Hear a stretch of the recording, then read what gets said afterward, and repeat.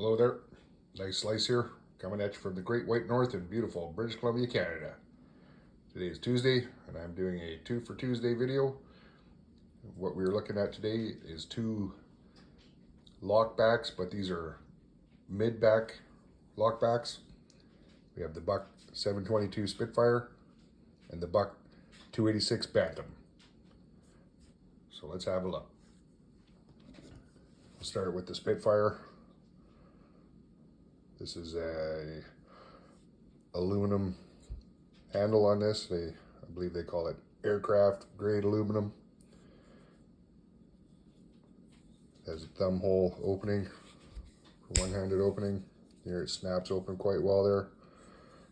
There is the 722. There's the Buck USA stamped into the blade. This is a hollow ground blade, nice drop point with a very subtle recurve on that blade. I really like this blade design. Got a nice swedge on there. You can see that.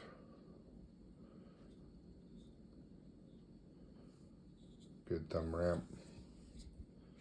Let you hang on to that. You can put your finger right forward here, not worry too much about cutting yourself.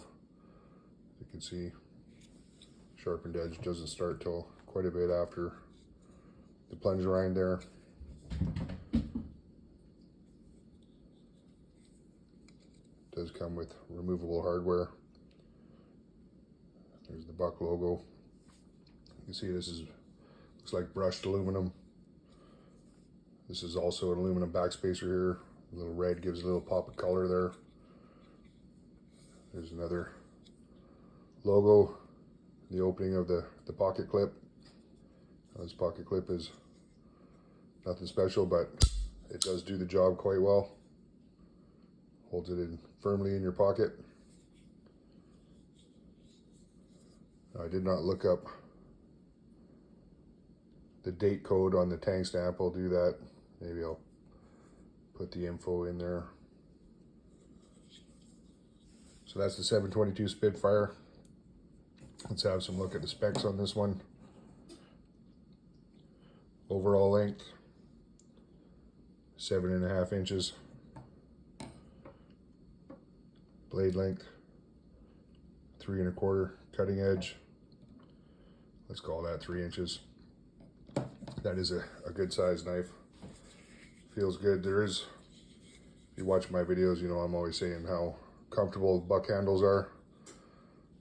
This one is comfortable, but I will point out that there are a couple of very square corners here, and it's not too pleasant on your skin if you drag your finger across there. I mean, I don't know if I don't think it would cut you. Maybe if you applied enough force, it might separate your skin there. I don't plan on finding out, but there is nice jimping here on the underside of the handle as well. Gives you good purchase when you're holding it. If you changed grip for whatever reason. Pretty well designed knife. And this is, of course, the 420 HC steel.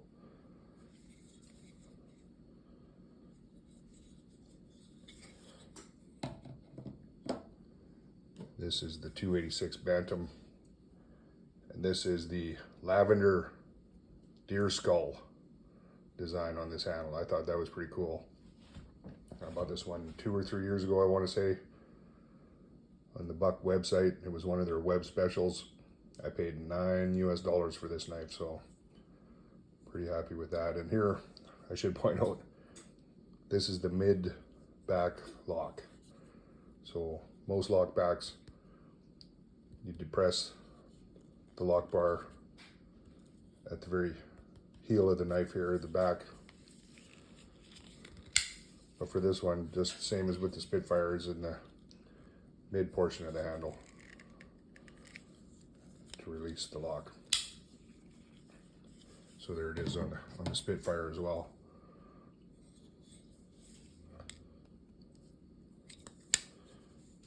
Watch that. There you go. So this Bantam, it's a good knife. I pack this once in a while. It has a very nice stone wash finish. I really like that. Hollow grind again. Bit of a drop point with the swedge. Let's see.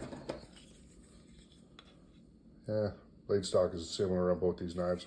The Bantam is a bit larger. The handle is fairly solid. Can't really compress that at all. There are no liners in this. It's straight up plastic handle. You cannot take this knife apart. There's no removable hardware on this one. And the pocket clip stays in this position, so it is a tip down carry.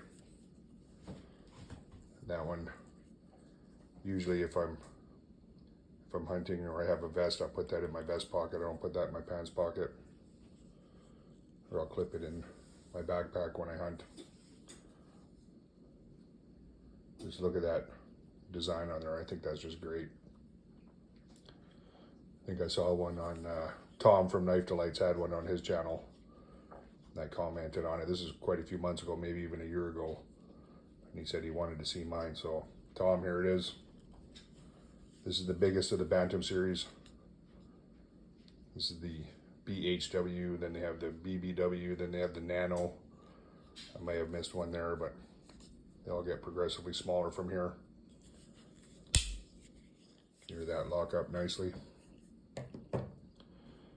So this one, overall length, 8.5 inches.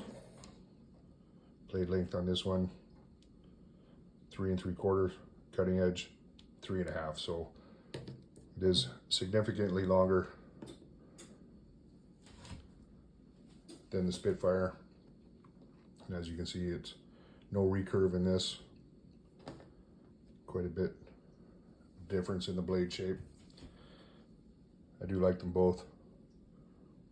I've used this one quite a bit. I sharpened this one once and it is really sharp. This one, I think I may have touched it up once. I don't use it all that often. Let's just see what they weigh in at. I've never weighed these knives, so I'm curious. Got it set on grams right now. Zero it out.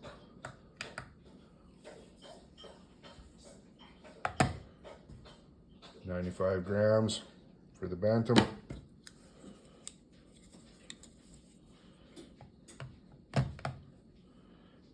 $90 for the Spitfire. So the Spitfire is slightly lighter. Let's see how it is in ounces. 3.14.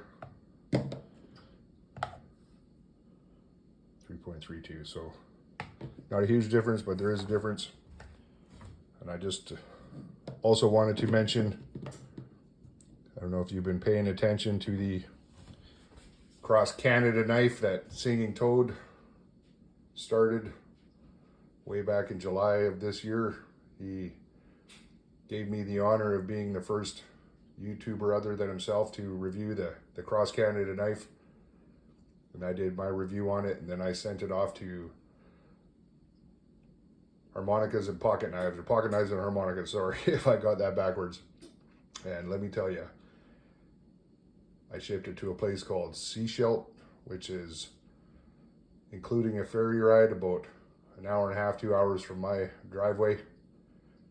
And Canada Post took well over 2 months to get that knife to him. We thought it was lost, and Singing Toad was the only one who had faith in our postal system, and guess what? He was absolutely correct, because it did show up. And now Brandy over there in Seashell, he's been doing a couple of really good videos on that. So I'm eager to see where it ends up next.